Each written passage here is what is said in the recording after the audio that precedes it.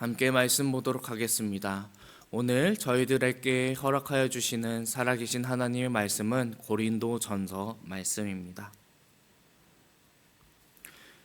고린도전서 1장 말씀인데요. 제가 가진 성경으로는 신약성경 262페이지에 있습니다.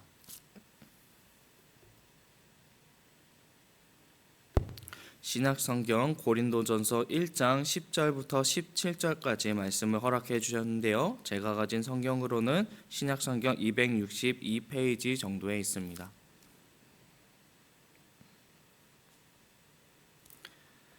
네, 그럼 다 찾으신 줄 알고요. 앞에 있는 또 말씀을 따라서 함께 한 목소리로 읽어보도록 하겠습니다. 함께 읽겠습니다.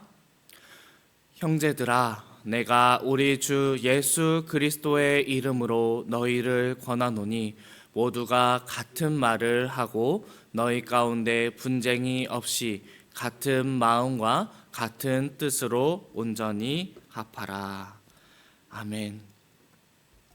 오늘 말씀의 제목은 예수 그리스도의 이름으로 권하노니입니다. 오늘부터 우리들은 고린도전서의 말씀으로 새벽 기도회를 다시금 시작을 하고 있습니다.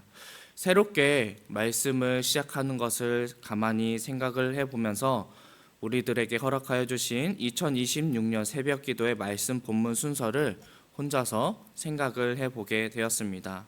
이 순서를 혼자 생각을 가만히 하고 있다 보니 하나님의 은혜가 참 너무나 깊다라는 마음을 가지게 되었습니다. 창세기를 시작하면서 우리들은 하나님께서 이 세상을 어떻게 창조하셨는지 그 이야기를 듣고 보게 되었습니다. 얼마나 하나님께서 아름다우셨고 선하시고 인자하시고 자비가 넘치시게 이 세상을 창조하셨는지, 너무나 능력이시며 지혜이시며 높으신 분, 기쁘신 분, 사랑이신 분, 우리에게 한없이 그 은혜가 깊고 넓다라는 것을 다시금 묵상을 하게 되었습니다. 이렇게 주님의 창조를 가만히 묵상하고 있으니까 가슴이 너무나 뜨거워지는 것을 느끼게 되었습니다. 감탄이 나오고 탄성이 나오고 상상만 해도 얼마나 가슴이 떨려왔는지 그런 묵상을 하게 되었습니다. 이렇게 우리는 하나님께서 태초에 하나님께서 천지를 창조하신 그 이야기를 들었습니다. 그런데 너무나 안타깝게도 곧 이어서 인간의 배신이 이어지게 되었습니다. 배신의 이유는 크지 않았습니다. 거창한 이유가 아니었습니다. 그 이유는 너무나 단순하고 간단했는데요. 내가 왕이 되고 싶다, 내가 하나님이고 싶다라는 이유였습니다. 지금 세상에서는 모두가 자기가 왕이 되어가는 세상이, 그런 세상을 살아가고 있습니다. 지금 우리의 세상을 뒤덮고 있는 가치관은 포스트 모더니즘이라는 사상인데요. 이 사상은 자기가 왕으로 살아가는 것이 옳은 일이라고 말하고 있습니다. 그러나 성경은, 하나님께서는 그것이 바로 죄라고 말씀하고 계십니다. 그 죄는 죽음과 사망으로 영원의 시간 동안 불타는 고통을 받아 마땅한 죄라고 하나님은 말씀하셨습니다. 그래서 죄가 이 세상에 가득 차오르다가 하나님께서 이런 것을 바라만 보시다가 드디어 결심을 하셨습니다. 그 결심과 행동을 우리는 요한복음을 통해 보게 되었는데요. 하나님이신 예수께서, 하나님의 아들이신 예수께서 인간이 되어 이 땅 가운데 오셔서 하셨던 이야기를 들었습니다. 이 땅에 오셔서 그분이 하셨던 것은, 그분이 하셨던 결심은 저와 또 여러분들의 죄와 함께 십자가에 달려 돌아가시는 일이었습니다. 그러나 예수께서는 죽음으로 끝나지 않으셨고 부활하셨습니다. 예수님께서는 부활하셨고, 부활하신 것을 제자들과 허다한 무리가 직접 보고 듣게 되었습니다. 부활하신 예수님을 만져도 보고 직접 보는 그 이야기를 통하여서 예수께서 저와 그리고 여러분들의 구원자임을 믿게 하셨습니다. 그리고 우리는 다시 창세기로 갔습니다. 거기서 아브라함과 이삭과 야곱과 요셉의 인생 이야기를 보았습니다. 그들은 아무 자격도 없었고 능력도 없었고 이유도 없는 죄인일 뿐이었습니다. 그러나 그들을 주님께서는 선택하셔서 구속하시고 어떻게 그들을 구원하여 내시는지 그 이야기를 보았습니다. 하나님의 절대적인 은혜였고 절대적인 사랑이었으며 절대적인 인도하심에 관한 이야기였습니다. 이제 우리는 고린도서를 시작하게 됩니다. 하나님의 은혜와 사랑과 인도를 받은 사람들이 모인 공동체에 전하는 하나님의 편지로 쓰인 메시지입니다. 우리가 보았던 그리고 보게 될 성경의 각 권들을 생각해 보니 저 나름대로 이렇게 은혜로운 배열과 순서가 있었다라는 것을 묵상하게 되었습니다. 고린도서, 하나님께 창조를 받은 사람들에게 전하는 메시지. 고린도서, 하나님께 구원을 받은 사람들에게 전하는 메시지. 고린도서, 하나님의 은혜와 사랑과 인도하심을 받아 구속되었고 구원받은 사람들에게 전하는 하나님의 메시지. 하나님께서 전하시는 첫 번째 메시지는 온전히 합하라입니다. 우리들 읽은 말씀인데요, 고린도전서 1장 10절 말씀입니다. 형제들아, 내가 우리 주 예수 그리스도의 이름으로 너희를 권하노니 모두가 같은 말을 하고 너희 가운데 분쟁이 없이 같은 마음과 같은 뜻으로 온전히 합하라. 아멘. 주님께서 당신의 구원받은 사람과 무리들에게 전하는 메시지는 온전히 합하라입니다.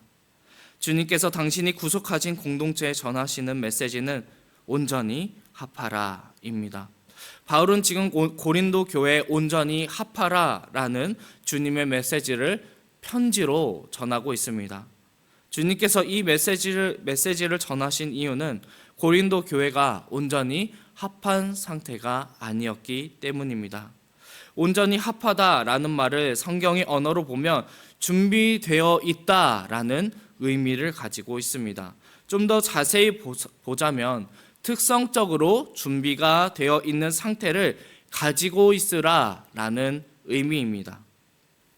이것을 조금 더 잘 이해하기 위해 편지의 내용을 저의 언어로 바꾸어 이야기해 보면 다음과 같습니다.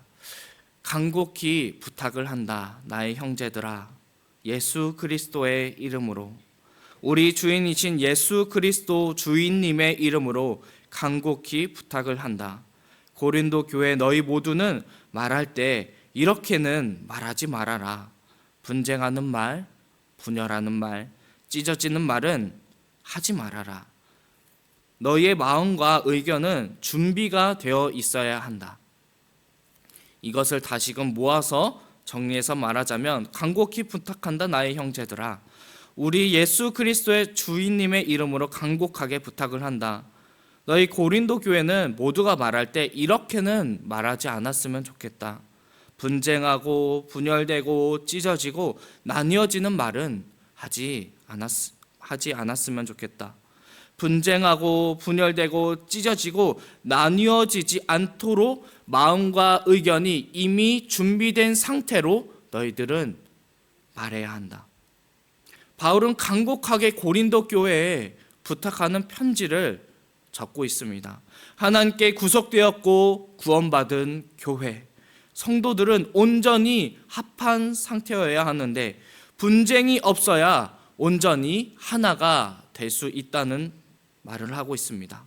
온전히 하나가 될 수 있으려면 분쟁이 없어야 하는데 분쟁이 없으려면 모두의 마음이 이미 준비된 상태로 서로 가운데 관계하고 교제를 해야 한다는 말을 하고 있는 것입니다.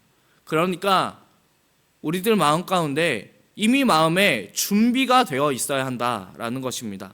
절대 분쟁하지 않겠다는 마음으로 준비된 상태여야 한다라고 하나님은 바울을 통하여 고린도 교회에 메시지를 전하고 있습니다. 준비된 상태로 말해야 분쟁이 일어나지 않고 온전히 합할 수 있다고 바울은 말하고 있는데요. 말하기 전, 그러니까 무슨 일을 하기 전 교회와 믿는 신자는 마음의 준비가 되어야 한다는 것입니다. 온전히 합하라고 번역된 성경의 언어는 두 가지 단어로 이루어져 있습니다. 하나님께서 자신을 가리키실 때 사용하신 언어 하나와 또 특정 목적에 맞게 준비되어 있는 상태를 말하는 단어를 함께 사용을 하고 있습니다. 그러니까 온전히 합하다라고 말할 때 하나님의 마음으로 준비되어 있어야 한다라는 의미가 담겨져 있다는 것입니다. 온전히 합해진 준비된 마음은 예수 그리스도의 마음을 말하고 있습니다. 예수님의 마음으로 완성이 되어야 한다. 주님의 마음으로 회복되어야 한다라는 의미가 담겨져 있습니다. 교회는 주님의 마음이 모두에게 있어야 분쟁이 없다고 하나님은 지금 말씀을 하고 계시는 것입니다. 한 사람에게만 이 마음을 가지라고 말하지 않으셨습니다. 교회 전체 모두에게, 모든 사람에게 주님의 마음이 있어야 분쟁이 없다라고 하나님은 말씀하고 계시는 것입니다. 결국 마음이 중요한 것입니다. 한 사람의 구원도 마음에 달려 있고 한 교회의 분쟁도 마음에 달려 있는 것입니다. 고린도 교회의 분쟁에는 여러 가지 이유가 있습니다. 앞으로 우리들은 순서대로 분쟁에 관한 이유들을 살펴볼 텐데 이유를 살펴보는 것도 중요합니다. 문제의 원인을 파악하는 것이 중요하겠지만 문제와 현상을 파악하고 해결하는 것보다 더 중요한 것이 있습니다. 그것은 바로 본질을 바라볼 수 있는 일이 더 중요한 일입니다. 하나님의 마음, 예수 그리스도의 마음, 교회의 주인 되신 주님의 마음이 고린도 교회에 있었다면 그토록 복잡하고 다양한 분쟁은 일어나지 않았을 것이라고 바울은 편지의 처음부터 이야기를 하고 있는 것입니다. 그래서 오늘 본문 말씀 12절부터 13절 말씀을 보니까 첫 번째 문제로 지적하는 것은 그들의 교만함에 관한 죄를 말하고 있습니다. 누가 더 권위가 있고 높은 사람인지 그들 가운데 다툼이 일어났습니다. 교회의 권위는 오직 예수 그리스도께만 있습니다. 교회를 섬기기 위해 역할에 따라 우리들은 다양한 직분을 맡은 사람들이 있는 것입니다. 교회는 수평적 관계이지 수직적 관계는 아닙니다.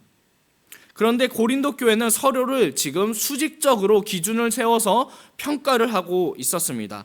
나를 높이고 다른 사람들은 낮추는 그런 교만한 죄를 그들은 저지르고 있었습니다. 그래서 유대교처럼 하나님 없이 자신들만의 기준과 또 다른 교리들을 만들어내고 있었는데요. 고린도의 또 다른 유대교를 만들어가는 죄를 고린도 교회는 키워가고 있었습니다. 침례를 누구에게 받았는지 사람으로 자신들을 높고 낮음을 정하고 있었습니다. 다른 사람을 수직으로 깎아내리는 교만한 죄를 짓고 있었는데요. 그래서 바울은 말하고 있습니다. 13절에 보면 너희가 바울의 이름으로 침례를 받지 않았다. 침례는 주는 사람에 따라 그 효력이 정해지는 일이 아닙니다. 구원의 효력이나 영성이 주는 사람에 따라 달라지는 것이 아닙니다. 사람에 따라, 침례를 주는 사람에 따라 영향이 있다면 그것은 이미 사람의 일이 되기 때문에 구원의 복음이 될 수가 없습니다. 침례는 우리가 어떠한 것인지 잘 알고 있습니다. 내가 예수를 구원자이자 주인님으로 그분의 통치 아래 살겠다는 마음의 고백과 결단을 모두 앞에서 증명하는 행위일 뿐입니다. 사도행전 8장 에티오피아 내시에게 침례를 주었던 빌립이 있었고 사도행전 9장에 바울에게 침례를 준 아나니아가 있었고 사도행전 10장 고넬료 가정에 침례를 주었던 사람들 모두 사도라거나 직분자라거나 교회의 지도자가 아니었습니다. 결론적으로 예수 그리스도를 믿는 모든 신자는 침례를 베풀 수 있는 자격과 권한이 있다라고 성경은 말씀하고 계십니다. 침례를 베푸는 자격과 권위는 사랑과 직분에 있지 않기 때문입니다. 하나님이신 예수 그리스도와 그 이름에 권위가 있습니다. 그런데 고린도 교회는 누구에게 침례를 받았는가를 가지고 이렇게 다툼과 분쟁을 벌이고 있었던 것입니다. 그래서 바울은 이렇게 말하고 있습니다. 고린도전서 1장 17절 말씀입니다. 그리스도께서 나를 보내심은 침례를 베풀게 하려 하심이 아니요 오직 복음을 전하게 하려 하심이로되 말의 지혜로 하지 아니함은 그리스도의 십자가가 헛되지 않게 하려 함이라. 우리 다시 한번 읽어보도록 하겠습니다. 시작. 그리스도께서 나를 보내심은 침례를 베풀게 하려 하심이 아니요 오직 복음을 전하게 하려 하심이로되 말의 지혜로 하지 아니함은 그리스도의 십자가가 헛되지 않게 하려 함이라. 아멘. 그리스도께서 나를 너희 고린도 교회에 보냈는데 그것은 침례를 베푸는데 그 목적이 있지 않았습니다. 그리스도께서 나를 당신들에게 보내신 이유는 복음을 전하게 하시는데 그 목적이 있었습니다. 침례를 베푸는 일로 그리스도께서 나를 보내시지 않았습니다. 복음을 전하게 하시려고 나를 당신들에게 보내셨습니다. 복음은 말의 지혜로 전해지지 않습니다. 말로 전하는 복음은 그리스도의 십자가를 헛되게 만들 뿐이라고 바울은 말하고 있습니다. 연설하고 철학적 논리와 웅변적 언어, 세속적 학문으로 꾸며진 말을 의미하는 말의 지혜. 고린도 교회 신자들은 말 잘하는 사람, 예를 들면 아볼로 같은 사람에게 받은 침례에 더 높은 가치를 두었던 것입니다.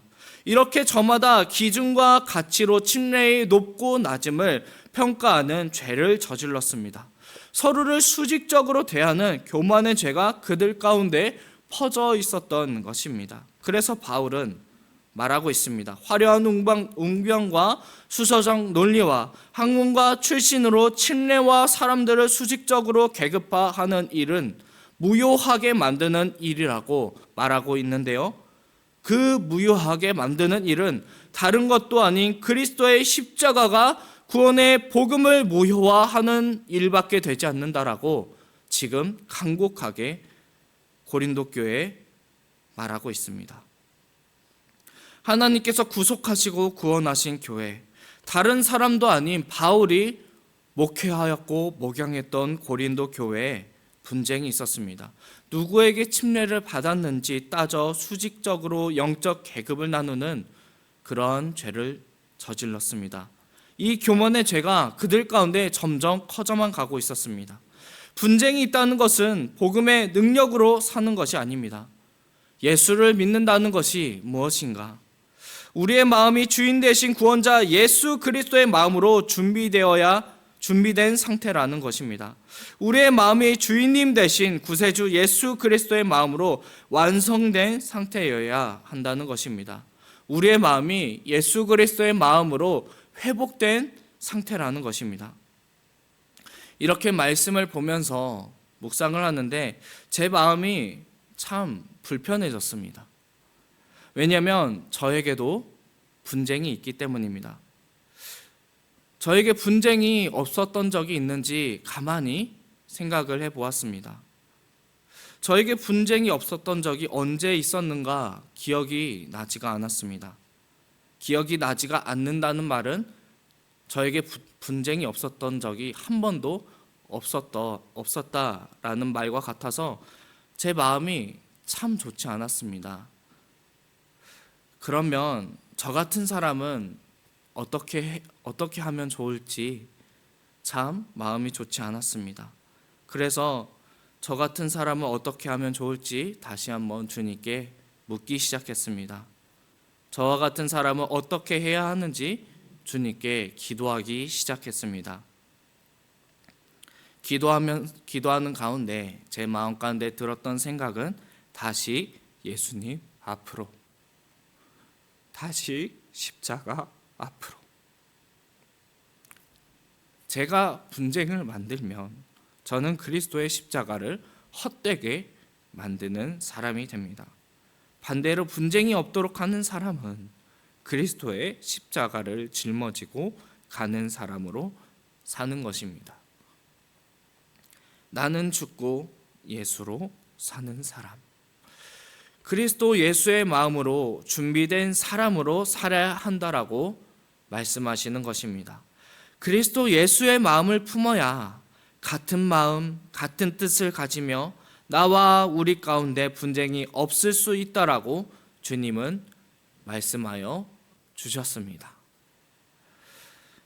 이제 오늘 말씀을 맺도록 하겠습니다. 고린도 교회 하나님의 사랑과 은혜와 인도하심으로 그곳에 주님은 교회를 세워주셨습니다. 하나님께서 바울을 보내셨고 바울이 목회하고 목양했던 고린도 교회였습니다. 그런데 안타깝게도 그들 가운데 분쟁이 있었습니다. 교만한 죄가 그들 가운데 퍼져 있었던 것이었습니다. 누구로부터 침례를 받았냐라는 것으로 그들은 서로 간에 계급을 나누며 분쟁했습니다. 수직적 영적 계급을 만드는 교만의 죄가 그들 가운데 커져만 갔습니다. 그래서 하나님은 바울을 통하여 그들 가운데 권하셨습니다. 고린도 교회 모든 사람이 그리스도 예수의 마음을 가지라는 것이었습니다. 그래야만 같은 마음 같은 뜻으로 분쟁이 없어지게 된다라는 것입니다. 저와 여러분에게는 지금 어떤 분쟁이 있습니까? 우리 마음은 지금 무엇으로 분쟁하고 있습니까? 저와 여러분 모두에게 그리스도 예수의 마음으로 준비되어지기를 주님의 이름으로 말씀드립니다. 다시 십자가로, 다시 예수님 앞으로 우리는 가야 합니다. 우리는 매일 십자가 앞으로, 매일 예수님 앞으로 가야만 합니다. 모든 분쟁의 이유와 죄된 마음이 예수 그리스도와 함께 십자가에 못 박혔다라는 것을 이 시간 다시 기억하고 마음에 새기는 시간 되기를 주님의 이름으로 말씀드립니다. 다시 한번 우리들 고린도전서 1장 10절 말씀을 읽어보도록 하겠습니다. 시작. 형제들아, 내가 우리 주 예수 그리스도의 이름으로 너희를 권하노니 모두가 같은 말을 하고 너희 가운데 분쟁이 없이 같은 마음과 같은 뜻으로 온전히 합하라. 아멘. 예수 그리스도의 이름으로 권함을 받아 똑같은 예수의 마음과 뜻으로 온전히 합하여 분쟁 없이 살아가는 저와 여러분들 되시기를 주님의 이름으로 간절히 기도합니다.